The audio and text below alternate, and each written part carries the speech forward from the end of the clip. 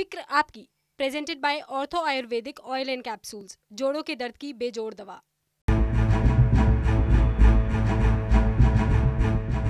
नमस्कार, कैसे हैं आप? फिक्र आपकी में एक बार फिर से आपका स्वागत है। मैं हूं आपके साथ निशांत चतुर्वेदी। शुरुआत करते हैं आपकी फिक्र की बड़ी बड़ी खबरों के साथ। भारत की विस्तारवादी चीन से पिछले 17 महीनों से लड़ाई जा रही है, लेकिन कुछ दिन की शांति के बाद एलएसी पर एक बार फिर हलचल हो रही है। आज हम आपको बॉर्डर की इसी फिक्र पर ले चलेंगे, जहां अब की बार फाइनल प्रहार की तैयारी चल रही है। आज हम आपको एक नए आतंकी के एनकाउंटर की कहानी भी बताएंगे, जिसने हाथ में पाकिस्तानी AK-47 लेकर और जेब में ISI से मिले रुपए रखकर आतंक को गले लगा लिया था। लेकिन आतंकी संगठन में भर्ती होने के चंद दिनों के अंदर ही आज उसे सुरक्षा बलों ने ठिकाने लगा दिया। आतंक की इस फिक्र का आज हम पूर्ण विश्लेषण करेंगे और फिर बात करेंगे क्लीन इंडिया कैंपेन की। प्रधानमंत्री मोदी ने आज इसके सेकंड फेज को लॉन्च किया है और स्वच्छता को नागरिकों के मान सम्मान से भी जोड़ा है। आज हम इस पूरे कैंपेन का विश्लेषण करेंगे और आपको देश के एक स्वच्छ और एक अस्वच्छ शहर में भी लेकर चलेंगे। आज लूट घर में आपको एक बार फिर गाजियाबाद के होम बायर्स की पीड़ा दिखाएंगे, जिसने स्टैम्प पेपर पर लिखकर लोगों को ठग लिया और तथाकथित भोले भाले प्रशासनिक अफसर देखते रह गए, जबकि 10 सालों में किसी का घर उजड़ गया तो किसी का घर सड़क पर आ गया। सबसे पहले फिक्र सरहद की, जहां चीन और भारत एक बार फिर आमने सामने हैं। दुनिया की आंखों में धूल झोंकने वाला चीन एक बार फिर भारत को भड़काने की कोशिश में जुटा है। एलएसी पर हथियारों की होड़ लगा रखी है, सैनिकों की संख्या बढ़ा रखी है और तेजी से इंफ्रास्ट्रक्चर खड़ा कर रहा है। यानी चीन की हरकतें बता रही हैं कि वो पूर्वी लद्दाख में तनाव कम करने और सैनिकों को पीछे हटाने के मूड में कतई नहीं है। इधर चीन के तनातनी के बीच आज भारत के सेना प्रमुख जनरल MM नरवणे 2 दिन के दौरे पर पूर्वी लद्दाख पहुंचे।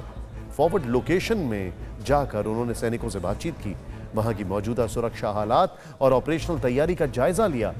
पूर्वी लद्दाख के फॉरवर्ड लोकेशन में सेना प्रमुख ने सैनिकों के संकल्प की तारीफ भी की और उनका मनोबल भी बढ़ाया। इसके अलावा नरवणे रेजांगला स्थित वॉर मेमोरियल भी गए और शहीद सैनिकों को श्रद्धांजलि दी।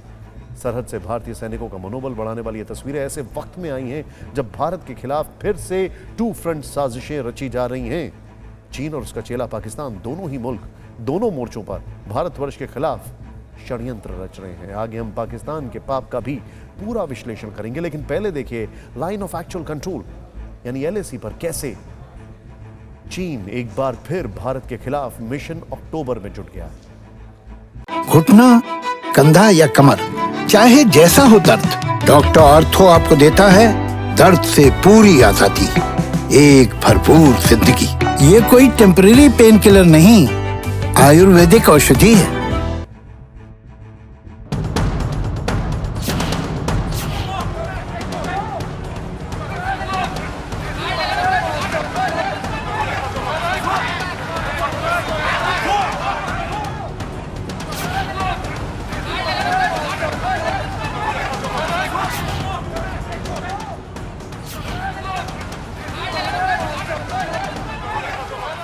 जिस गलवान घाटी में 15 जून 2020 में भारतीय शूरवीरों ने चीनी सैनिकों को धूल चटाई, PLA आर्मी की हड्डियां चटखाई, 20 के बदले 45 से भी ज्यादा लाशें बिछाई, उसी गलवान घाटी में ड्रैगन का ये नया प्रोपेगेंडा वीडियो है।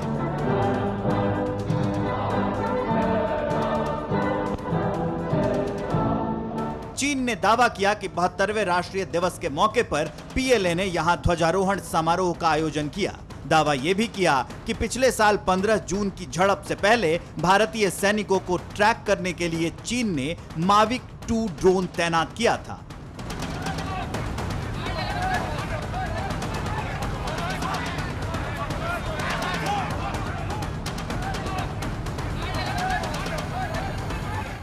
प्रोपेगेंडा वीडियो के जरिए बीजिंग ने यह दिखाने की कोशिश की कि गलवान घाटी में हथियारों से लैस उसके सैनिक तैनात हैं। मतलब अक्टूबर आते ही पूर्वी लद्दाख में चीन फिर से चालबाजी पर उतर आया है। LAC पर उसकी लाल सेना भारत को उकसाने पर उतर आई है।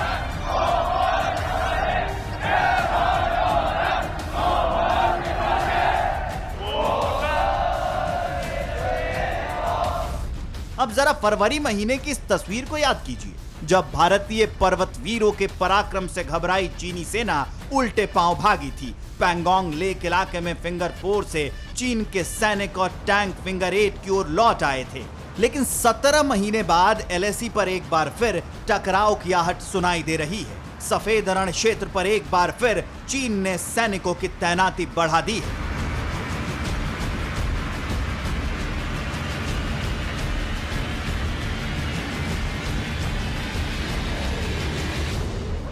बताया जाता है कि पूर्वी लद्दाख में इस वक्त चीन के 50 से 60 हजार जवान तैनात हैं, जिसके जवाब में भारत ने भी वहां करीब उतने ही जवानों की तैनाती की है। चीन ने टैंक समेत तमाम हथियारों को तैनात किया है। भारत ने भी M777 हौवित्जर तोपों की तैनाती की है, जो 30 किलोमीटर तक दुश्मन के टारगेट को नेस्तानाबूद कर सकते हैं। इसके अलावा स्वदेशी 105 mm तोप भी एलएसी पर तैनात है। सैटेलाइट इमेज से भी दिख रहा है कि डेप्सांग प्लेन में दोनों देशों के जवान आंख में आंख डालकर डटे हुए। Open source intelligence the Intel lab की सैटेलाइट तस्वीर में भारत चीन बॉर्डर पर राकी नाला एरिया नजर आ रहा है, जिसके एक ओर संभावित भारतीय कैंप नजर आ रहे हैं तो दूसरी ओर पीएलए के कैंप हैं, और इन दोनों के बीच की दूरी सिर्फ 1 किलोमीटर और 210 मीटर है। खबर यह भी सामने आ रही है कि भारत के खिलाफ ड्रैगन की फौज ने एलएसी पर 3 लेयर वाला चक्रव्यूह तैयार किया है। पहली लेयर में इंफ्रारेड पैनोरामिक कैमरा लगाए हैं, जिसकी रेंज करीब 500 मीटर से 3 किलोमीटर तक है। ये 360 डिग्री में घूम सकते हैं। दूसरी लेयर में चीन ने स्मॉल पोर्टेबल रडार लगाए हैं, जिसकी रेंज करीब 15 से 20 किलोमीटर है। इसका वजन 10 से 15 किलोग्राम होता है। तीसरी लेयर में चीन ने satellite early warning monitor system तैनात किए हैं, जो हर मौसम में कारगर है। मतलब ये कि जिनपिंग की बुज़दिल फौज सर्दी में बारूदी गर्माहट का नापाक प्लान अंजाम देने की तैयारियों में जुटी है।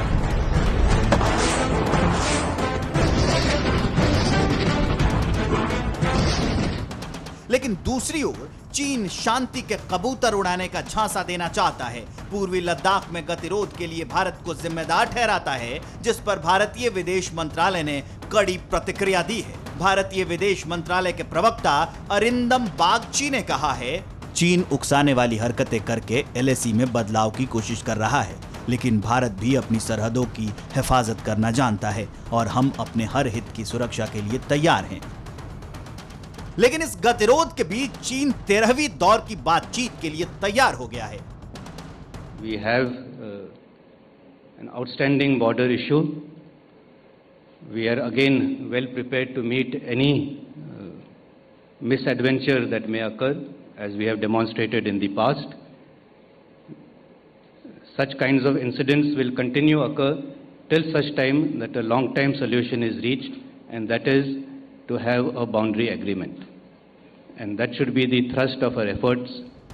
मतलब भारत की ओर से चीन को सीधा मैसेज बातचीत के जरिए लद्दाख में गतिरोध खत्म करने का है। लेकिन चीन एलएसी पर एक बार फिर मिशन अक्टूबर में जुटा है।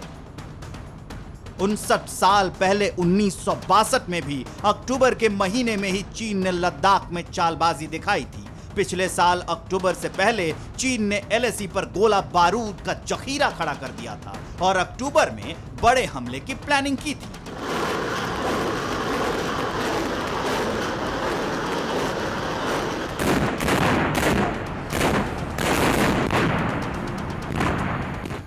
लेकिन गलवान से लेकर पैंगोंग तक माउंटेन वॉरफेयर के महारथी भारतीय सैनिकों ने चीन की हर चाल की हवा निकाल दी, जिसकी परिणति इस साल फरवरी के महीने में दिखी, जब लुटे पिटे चीन के सैनिक उल्टे पांव पैंगोंग इलाके से भागने को मजबूर हुए थे।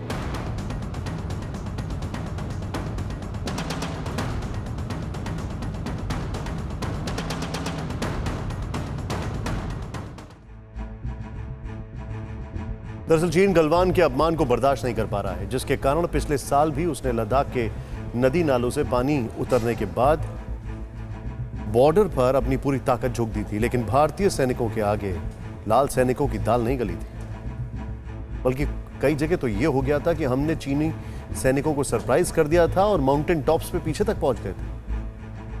ऊपर से पूर्वी लद्दाख की चोटियों पर जमी सफेद बर्फ को देखकर कोरोना किंग जिनपिंग की सेना कांपने लगी थी।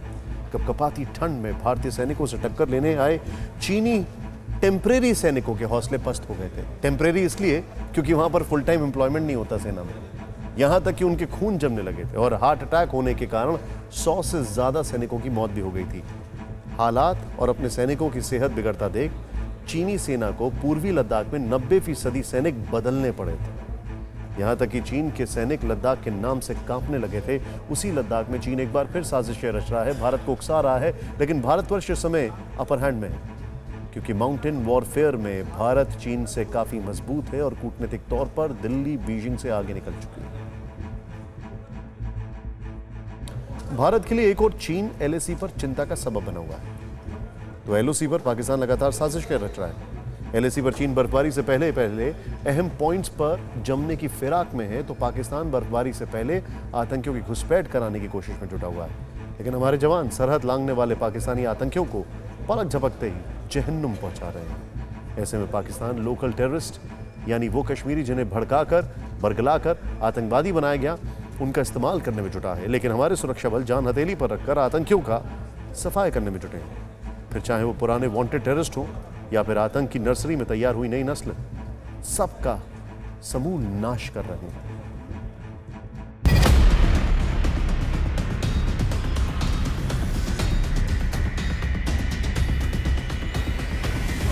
ये उस आतंकी की तस्वीर है जो कश्मीर में आतंक के संपूर्ण सफाई के लिए जारी ऑपरेशन ऑल आउट में ढेर हुआ है। घाटी में सुरक्षा बल लगातार आतंकियों को जहन्नुम में पहुंचा रहे हैं और उस लिस्ट में एक और नाम जुड़ गया। मुजीब लोन नाम का यह शख्स इसी महीने आतंकी संगठनों से जुड़ा था और साजिशों को अंजाम तक पहुंचाने में जुट गया था, लेकिन वो अपने नापाक मंसूबों में कामयाब हो पाता उससे पहले ही सुरक्षा बलों ने उसे मार गिराया। सुरक्षा बलों को शोपिया के रखना गांव में आतंकवादियों के छिपे होने की खबर मिली थी, जिसके बाद बीती रात 11:30 बजे ऑपरेशन शुरू हुआ। रात 2 बजे तक इलाके को पूरी तरह से घेर लिया गया। पता लग गया कि एक घर में एक आतंकवादी छुपा हुआ है। उससे कई बार सरेंडर करने के लिए कहा गया, लेकिन सुबह 5 बजे के करीब आतंकवादी ने फायरिंग शुरू कर दी, जिसके बाद जवाबी कार्रवाई में वो मार गिराया गया। एक और चंद दिन पहले ही आतंकी बनने वाले को शोपिया में उसके अंजाम तक पहुंचा दिया गया, तो दूसरी ओर पुलवामा में भी एक नया आतंकी सुरक्षा बलों के हाथ लगा, जिसका नाम शमीम बताया जा रहा है, जो इसी साल जुलाई में लश्कर-ए-तैयबा से जुड़ा था। पकड़े गए आतंकी के पास हथियार और गोला बारूद भी बरामद हुआ है। गोला बारूद कुलगाम में भी बरामद हुआ, जब आतंकवादियों के मददगार बताए जा रहे 3 लोगों को धर दबोचा गया। ये वही 3 आरोपी हैं जिनके पास से AK-47 राइफल, मैगजीन, गोलियां, 4 ग्रेनेड, 4 डेटोनेटर, आईडी बरामद हुई। ये गिरफ्तारी, बरामदगी और एनकाउंटर बताता है कि कश्मीर में हालात बिगाड़ने के लिए सरहद पार से पुरजोर कोशिश जारी है, लेकिन हिंदुस्तान के जाबाज और मुस्तैद जवान हर साजिश को नाकाम करते जा रहे हैं, आतंकवादियों को नेस्तनाबूद करते जा रहे हैं। जो ऑपरेशन ऑल आउट के आंकड़ों को देखकर साफ हो जाता है। 2017 से आतंक के सर्वनाश के लिए शुरू हुए इस ऑपरेशन में अब तक 1000 से ज्यादा आतंकी जहन्नुम पहुंचाए जा चुके हैं। इस साल की बात करें तो 133 आतंकी ढेर हो चुके हैं। आतंकवादियों के चुन चुन कर मारे जाने से पाकिस्तानी फौज और उसकी सरपरस्ती में पल रहे आतंकी संगठनों के आका बौखलाए हुए हैं, लगातार आतंकवादियों की घुसपैठ कराने की कोशिश में जुटे हुए हैं। पाकिस्तान ने सर्जिकल स्ट्राइक में तबाह हुए आतंकी ठिकानों के लॉन्चिंग पैड फिर से चालू कर दिए हैं। पीओके में 3 नए टेरर कैंप एक्टिव किए गए हैं, जिससे अब टेरर कैंप की संख्या 17 से बढ़कर 20 हो गई है। पिछले 45 दिन से एलओसी के पास लगातार हलचल देखी जा रही है। हर हलचल पर हमारे जांबाज जवानों की पैनी नजर है, क्योंकि कश्मीर में बदलाव और विकास की बयार पाकिस्तान को रास नहीं आ रही है। इसलिए वो कश्मीर में आतंकी हमलों की साजिश को रच रहा है और उस साजिश का एक जिंदा सबूत भी भारत के हाथ लग चुका है।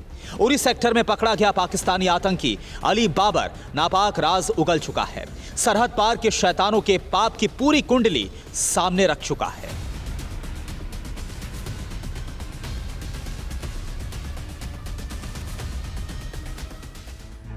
घुटना, कंधा या कमर, चाहे जैसा हो दर्द, डॉक्टर ऑर्थो आपको देता है दर्द से पूरी आजादी, एक भरपूर जिंदगी। ये कोई टेम्परेरी पेन किलर नहीं, आयुर्वेदिक औषधि है। अब बात क्लीन इंडिया कैंपेन की। आज प्रधानमंत्री मोदी ने एक बार फिर देश में स्वच्छता अभियान का बिगुल फूंका। आज उन्होंने स्वच्छता को नागरिकों के मान सम्मान से भी जोड़ा और देश प्रेम से भी। ऐसे में आज हम इस पूरे कैंपेन का विश्लेषण करेंगे और आपको देश के एक सबसे स्वच्छ और सबसे अस्वच्छ शहर में भी ले चलेंगे, ताकि आप समझ सकें कि देश को इस स्वच्छता अभियान की कितनी आवश्यकता है। लेकिन सबसे पहले देखिए कैसे देश में स्वच्छ भारत अभियान के दूसरे चरण की शुरुआत हुई और कैसे प्रधानमंत्री मोदी ने इस महाअभियान की अलख जगाई।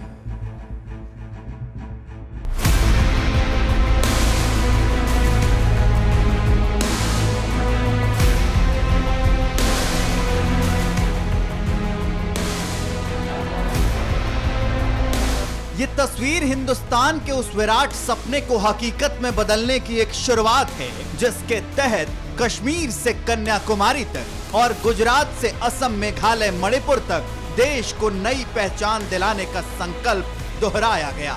ये स्वच्छ भारत मिशन के दूसरे चरण का आगाज है, जिसमें सिर्फ मिशन ही नहीं बल्कि देश के लिए मान भी है, सम्मान भी है और देश प्रेम भी है।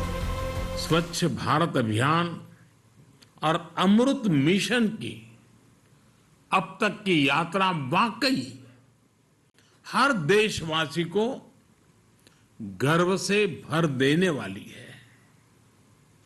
इसमें मिशन भी है, मान भी है, मर्यादा भी है और मातृभूमि के लिए अप्रतिम प्रेम भी है। आजादी के अमृत महोत्सव के मौके पर स्वच्छता पर्व के दूसरे चरण को देश भर में नई ऊर्जा और नए उत्साह के साथ शुरू किया गया है। प्रधानमंत्री मोदी ने स्वच्छ भारत मिशन शहरी 2.0 और अमृत स्कीम के सेकंड फेज का शुभारंभ किया है, जिसमें हर शहर को कूड़ा मुक्त बनाने का संकल्प लिया गया है। अब स्वच्छ भारत मिशन अर्बन 2.0 का लक्ष्य है गार्बेज फ्री शहर, कचरे के ढेर से पूरी तरह मुक्त ऐसा शहर बनाना। अब स्वच्छ भारत मिशन अर्बन 2.0 का लक्ष्य है कचरा मुक्त शहर, यानी शहरों से कूड़े के पहाड़ पूरी तरह हटाए जाएंगे। शहर को कचरे के ढेर से मुक्ति मिलेगी। इस अभियान को इस तरह से डिजाइन किया गया है कि न सिर्फ शहर कचरा मुक्त होंगे बल्कि वेस्ट प्रोसेस भी 100% होंगे। 2014 में जब देश ने अभियान शुरू किया था, तब देश में हर दिन पैदा होने वाले वेस्ट का 20% से कम प्रोसेस होता था। आज देश करीब 70% डेली वेस्ट प्रोसेस कर रहा है। इसे 100% तक ले जाने का लक्ष्य है। इस महाअभियान में शहरों को कचरा मुक्त बनाने का लक्ष्य तो है ही, साथ ही जल संरक्षण के लक्ष्य को हासिल करने के लिए भी बड़ी तैयारी की गई है। मतलब ये कि अब शहरों में भी पानी को सुरक्षित किया जाएगा। इसमें करीब 2 करोड़ 64 लाख सीवर कनेक्शन और करीब 2 करोड़ 68 लाख नल कनेक्शन दिए जाएंगे। साथ ही 500 शहरों में सीवेज और सेप्टेज को 100% कवर करते हुए करीब 4700 शहरी निकायों में सभी घरों में पीने के पानी की सप्लाई होगी। सीवेज के पानी को साफ कर दोबारा उपयोग में लाया जाएगा। इससे शहरी क्षेत्रों में 10.5 करोड़ से ज्यादा लोगों को फायदा होगा। अपने शहरों को वाटर सिक्योर सिटीज बनाना और ये सुनिश्चित करना कि हमारी नदियों में कहीं पर भी कोई गंदा नाला न गिरे। पीएम मोदी के इस सपने को धरातल पर उतारने का काम भी आज से शुरू हो गया है। केंद्रीय मंत्री अनुराग ठाकुर ने तीर्थ नगरी में जाकर क्लीन इंडिया कार्यक्रम का शुभारंभ किया, लोगों को स्वच्छता की शपथ दिलाई। आज मैं इस स्वच्छता अभियान से जुड़ने का संकल्प लेता हूं। आज जब पीएम मोदी ने स्वच्छ भारत मिशन शहरी और अमृत योजनाओं के दूसरे चरण की लॉन्चिंग की है, तो ये जानना भी जरूरी है कि स्वच्छता मिशन पार्ट 1 में सरकार को कितनी सफलता मिली है।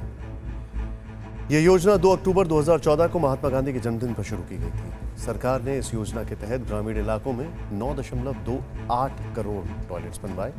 सरकार ने शहर और कस्बों में 58 लाख टॉयलेट बनवाए हैं। सरकारी डेटा के मुताबिक शहरी क्षेत्रों में करीब 5 लाख कम्युनिटी टॉयलेट्स भी बनाए गए। आज देश के 90% से ज्यादा घरों में टॉयलेट की सुविधा मौजूद है, जो 2014 के पहले केवल 40% घरों में थी। स्वच्छ भारत मिशन को सफल बताते हुए दावा है कि लक्ष्य का 96.2% काम पूरा हो चुका है। यही वजह है कि आज प्रधानमंत्री ने क्लीन इंडिया कैंपेन के दूसरे चरण को लॉन्च किया, जिसमें शहरों का कचरा मुक्त किया जाना है। जाहिर है ऐसे में क्लीन इंडिया कैंपेन की चर्चा अब तक अधूरी है जब तक आप ये ना जान लें कि देश के सबसे स्वच्छ और सबसे असच्छ टॉप 5 शहर कौन से हैं। सबसे पहले बात देश के टॉप 5 शहरों की। भारत के 10 सबसे स्वच्छ शहर 2021 में पहला नाम इंदौर का है। मध्य प्रदेश की राजधानी भोपाल स्वच्छ शहर की लिस्ट में दूसरे नंबर पर है। इस लिस्ट में तीसरे नंबर पर है विशाखापट्टनम। गुजरात का सूरत चौथे नंबर पर। यह गुजरात के प्रमुख शहरों में से एक है। कर्नाटक के प्रमुख शहरों में से एक मैसूर को इस लिस्ट में 5वां स्थान पर दिया गया है। इस लिस्ट के साथ ही देश के सबसे अस्वच्छ शहरों की लिस्ट भी जारी की जाती है। इस लिस्ट में बड़े शहरों की श्रेणी में पटना सबसे गंदा शहर है। टॉप 5 में पूर्वी दिल्ली, चेन्नई, कोटा और उत्तरी दिल्ली है। ये वो इलाके हैं या शहर हैं जिसकी आबादी 10 लाख से ज्यादा है। पीएम मोदी इन शहरों को भी स्वच्छता की लिस्ट में ऊपर लाना चाहते हैं। वो चाहते हैं कि इंदौर की तरह लोग इन शहरों को भी उसकी स्वच्छता के लिए पहचानें। लिहाजा आज हमने भी देश के सबसे स्वच्छ शहर इंदौर और सबसे अस्वच्छ शहर पटना से ग्राउंड रिपोर्ट देखी और सोचा कि पता करें कि आखिर कहां कमी है।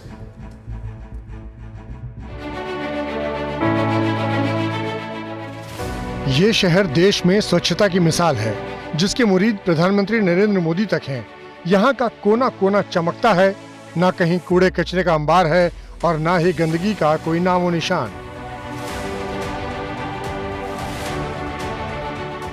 ये है इंदौर, देश का सबसे स्वच्छ शहर, जो बाहें फैलाकर आपका स्वागत करता है।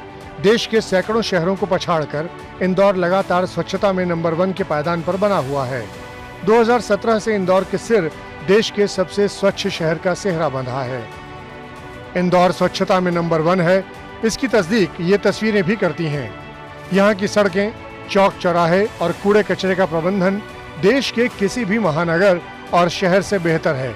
लेकिन आज जब स्वच्छता अभियान के दूसरे चरण की शुरुआत हुई है, तो देश के लिए ये विस्तार से समझना और सीखना जरूरी है कि इंदौर क्यों नंबर 1 है।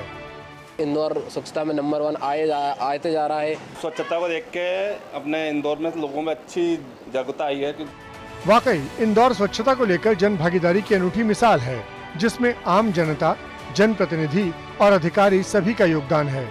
स्वच्छता के मिशन में सभी को विश्वास है, तभी तो ये ताज बार बार उनके शहर के नाम होता है। इंदौर नंबर 1 है क्योंकि यहाँ 23 रोड क्लीनिंग मशीन रात में मुख्य सड़कों की सफाई करती हैं। हर घर और दुकान से गीला और सूखा कचरा अलग अलग कर लिया जाता है। 10 ट्रांसफर स्टेशन के जरिए शहर भर का गीला सूखा कचरा ट्रेंचिंग ग्राउंड तक पहुंचता है। यहाँ कचरे को 12 अलग अलग तरह की मशीनों से छांटा जाता है। ये देश का एकमात्र प्लांट है। घरों से निकलने वाले गीले कचरे को घर में ही खाद में बदला जाता है। शहर की 16,000 इमारतों में रेन वाटर हार्वेस्टिंग सिस्टम है। इस्तेमाल किए गए पानी का 10% हिस्सा फिर से इस्तेमाल किया जाता है। 2014 में यही शहर स्वच्छता की रैंकिंग में 149वें नंबर पर था, लेकिन महज 3 वर्षों में मिसाल बन गया। वहीं देश में कुछ शहर ऐसे भी हैं जो गंदे शहरों की सूची में सबसे ऊपर हैं। छोटे शहरों की कैटेगरी में बिहार का गया सबसे गंदा शहर है, जबकि बड़े शहरों की कैटेगरी में पटना सबसे गंदा शहर पाया गया। बोरिंग रोड राजधानी की हृदय स्थली की तरह अगर मोहल्लों की बात करें तो मोहल्लों में सबसे पॉश इलाका माना जाता है। और वहाँ हालात ये हैं कि ना तो आप ठीक से चल सकते हैं, सड़कों पर कीचड़ है, जरा सी बारिश हुई है और सड़क नरक। अब सवाल ये है कि आखिर दिक्कत कहाँ है। पटना की महापौर गंदगी का सारा ठीकरा आम लोगों के सिर पर ही फोड़ रही हैं। हम लोग कोशिश करते हैं कि गंदा नहीं रहे, लेकिन हमको जनता का भी साथ चाहिए। आपने 2 शहरों की तस्वीर देखी। एक तरफ इंदौर को देखा, जहां जन भागीदारी ने स्वच्छता के आंदोलन को सफल बना दिया। वहीं दूसरी तस्वीर पटना की देखी, जहां जन भागीदारी का कोई नामो निशान नहीं दिखा। घुटना, कंधा या कमर, चाहे जैसा हो दर्द, डॉक्टर ऑर्थो आपको देता है दर्द से पूरी आजादी, एक भरपूर जिंदगी। ये कोई टेम्परेरी पेन किलर नहीं, आयुर्वेदिक औषधि है। और अब हमारी खास सीरीज लूट कर देखते हैं। आप हर महीने एक ऐसे घर के लिए EMI दे रहे हैं जो अधूरा है, जिसका बिल्डर फरार है और जिसके लिए अदालतों के चक्कर लगाए जा रहे हैं। तो फिर इस घर नहीं, लूट घर कहा जाना चाहिए। लूट घर में आज की रिपोर्ट एक ऐसे प्रोजेक्ट के बारे में जिसके बिल्डर पर 42 करोड़ रुपए लेकर बैठ जाने का आरोप है।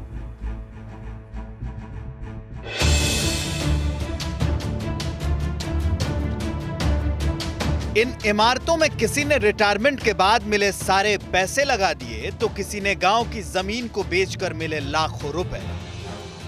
कैसे आदमी की जिंदगी भर की कमाई को निवेश करने के बाद जो सपनों का घर है वो लूट घर बन जाता है, इसकी बानगी हम आपको दिखा रहे हैं गाजियाबाद से। मेरे पीछे जो बिल्डिंग्स आप देख रहे हैं, दरअसल ये अंतरिक्ष बिल्डर की है और लोगों का आरोप है कि 2010 में इस प्रोजेक्ट को शुरू किया गया, उनसे पैसा लिया गया और कहा गया कि होते होते 2014 तक सभी लोगों को घर मिल जाएगा, लेकिन घर जो है नहीं मिला। लोगों को उनके आशियाना जो उनका सपना उन्होंने देखा था वो पूरा नहीं हो रहा है, अड़चनें आ रही हैं। मेरे पास साथ कुछ यहाँ बायर्स हैं जिन्होंने अपनी मेहनत का पैसा यहाँ पर निवेश किया।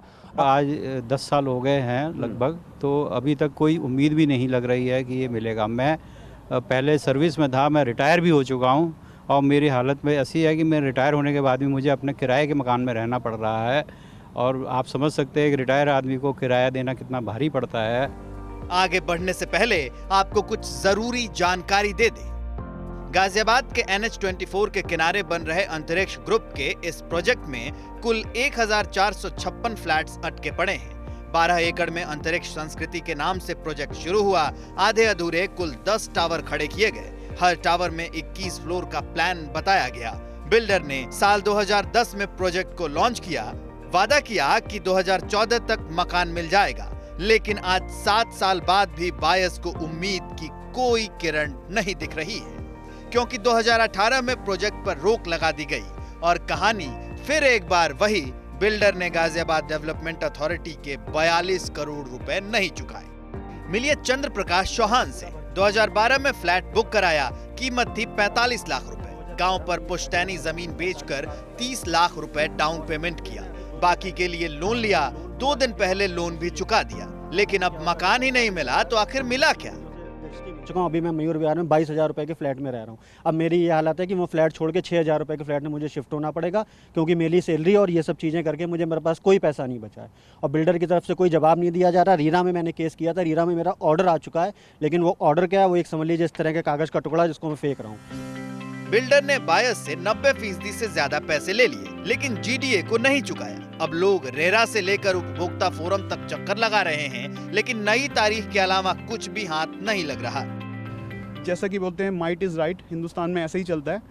सारे कोर्ट से उसने स्टे ले लिया। हमारा केस पिछले 5 साल से कोर्ट में चल रहा है, लेकिन हमें सिर्फ तारीख पे तारीख मिलती है। पिछली 4 तारीखों में हमें सिर्फ यही कहा जा रहा है कि ये फाइनल डेट है। NCDRC में नेशनल कंज्यूमर फोरम में गए, वहाँ पे 4 फाइनल हियरिंग में जज उठ के चले जाते हैं। तो मैं इस सिस्टम से क्वेश्चन करता हूँ कि आखिर क्या मजबूरी है जज साहब आपकी? क्या हम लोगों की मजबूरियाँ आपको दिख नहीं रही है? 2016-17 में हमने किया है FIR को उसने स्टे ले लिया हाई कोर्ट से। फिर हमने हाई कोर्ट गए, हाई कोर्ट में हमने 4-5 डेट हमारा लगा है स्टे हटाने के लिए। अब कोरोना के टाइम में देखा जाए तो प्राइवेट जॉब में है और हमारी पेमेंट भी कट गई है, और सोच के देखिए उस टाइम में हम अपना घर का खर्चा कैसे चलाएं, और ऊपर से किस्त तो हमेशा भरनी है, उसमें तो कोई कटौती नहीं कर सकता है। पे तो कट गई हमारी, लेकिन किस्त में आप क्या बैंक वाला हमें बोलेगा कि हाँ चलो आपकी भी पेमेंट कम आती है और आप किस्त कम दीजिए? ऐसा तो नहीं होगा ना। अधूरे बने इन फ्लैट्स के लिए सैकड़ों लोग पिछले 10 सालों से EMI चुका रहे हैं, वो भी तब जबकि सिर पर छत फिलहाल एक सपना है। उम्मीद ये थी कि जब मैं शादी करके मेरे बच्चे हों तो मैं उस घर में रहूँगा और अपने बच्चों को वहाँ पे एक अच्छी परवरिश दूंगा, और कम से कम जो हम दिल्ली में फेस कर रहे हैं, हमारे ऊपर अपनी छत नहीं है, उनको एक बचपन के साथ ही एक छत दूंगा। लेकिन सर 2021 आ गया, 11 साल हो गए, आज मेरे ऊपर भी छत नहीं है और मेरे बच्चों के ऊपर भी रहने की अपनी छत नहीं है। किराए के मकान में रहते हैं, बराबर किस्तें भरते हैं, और इसकी वजह से हमारा मानसिक संतुलन भी खराब होते जा रहा है। घर में आपस में लड़ाई होती है। बिल्डर का पक्ष जानने के लिए हम उसके दफ्तर पहुंचे। अंतरिक्ष बिल्डर पर होम बायर्स के तमाम आरोपों पर बिल्डर का पक्ष जानने के लिए हम उनके जो एड्रेस बताया गया है, इस वक्त हम मौजूद हैं सेक्टर 63 H183 में। ये जो है पता वो है जो बिल्डर की तरह से जो है होम बायर्स को बताया गया था, लेकिन यहाँ आने के बाद पता चला है कि जो बिल्डर हैं वो अब यहाँ नहीं रहते, कहीं और शिफ्ट कर गए हैं। अंतरिक्ष ग्रुप के दफ्तर में कोई नहीं मिला तो हमने कंपनी के डायरेक्टर राकेश यादव को भी फोन मिलाया। बस नवरात्रि तक काम शुरू हो जाएगा। नवरात्रि तक आप कह रहे हैं काम चालू हो सकता है? जी। तो अब घर वाले जो यहाँ पर आपके निवेशक हैं या होम बायर्स जिनको हम कहते हैं, उनको क्या उम्मीद दी जा सकती है आपकी तरफ से कि कब? तब कैप्टन अमरिंदर सिंह की तरफ से यह बयान आया था कि वो दिल्ली के निजी दौरे पर आए घर खाली करने के लिए, लेकिन कहते हैं कि राजनीति में अनिश्चितता ही सबसे ज्यादा दफ्तर में मिलूंगा और हम वहां भी पहुंच गए। आज उन्होंने मिलने की बात की, लेकिन जब उनके दफ्तर पर हम पहुंचे तो राकेश यादव ने फोन उठाने ही बंद कर दिए और दूसरी तरफ उनके जो स्टाफ है उन्होंने भी उनके बारे में जानकारी होने से मना किया। इस मामले में गाजियाबाद विकास प्राधिकरण ने कहा कि बिल्डर ने 42 करोड़ रुपए का बकाया किस्तों में चुकाने की बात कही थी, लेकिन उसमें भी नाकाम रहा। बिल्डर ने एक एप्लीकेशन दिया है, वो किस्तों में पैसा भुगतान करने को इच्छुक है, तो हमारे किस्त करा दिए जाएं। तो एडवांस में एज पर माई नॉलेज जो बिल्डर कमिट करके गए थे कि अराउंड 3 करोड़ रुपीस अभी वो पे करेंगे और रेस्ट अमाउंट का किस्त बन जाए और सील खुल जाए ताकि वो आगे का काम कर सके।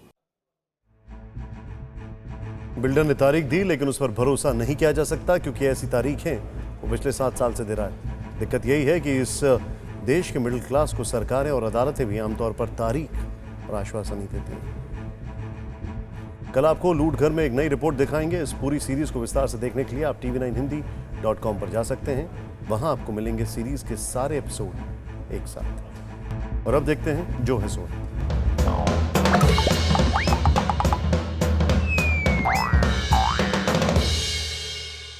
मत गुनगुना दीजिएगा कि खुश है जमाना, आज पहली तारीख है। महंगाई का तवा इतना गर्म है कि छन्न की आवाज से पहले तनख्वाह का धुआं उड़ जाने वाला है। पेट्रोल और डीजल ने मुंह चिढ़ा चिढ़ा कर 100 तक का, 100 की तरफ का या 100 पार का रास्ता तय किया है और ये चिढ़ाया जाना आज भी जारी है। इस गैंग को अब नेचुरल गैस ने भी ज्वाइन कर लिया है। जिन लोगों ने सिलेंडर से सस्ता समझकर पाइप वाली गैस से खाना बनाना शुरू कर दिया था, वो सड़क पर पड़े थूक को सिक्का समझ लेने वालों जैसा महसूस कर रहे हैं। जिन लोगों ने 30-40 हजार खर्च करके सीएनजी सिलेंडर फिट कराया था, कम पिकअप और कमतर स्टेटस का एहसास कबूल किया था, लंबी लंबी लाइनों में लग के सीएनजी भरवाना गवारा किया था, वो अब चीटेड महसूस कर रहे हैं। जिनकी आमदनी जस की तस है, वो सोच रहे हैं कि खाएं क्या और बचाएं क्या।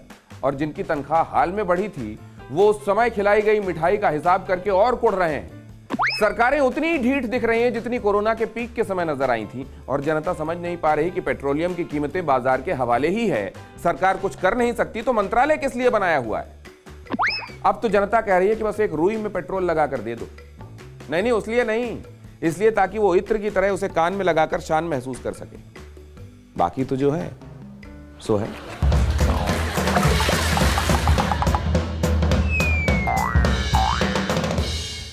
फिक्र आपकी, सोमवार से शुक्रवार रात 9 बजे सिर्फ TV9 भारतवर्ष पर।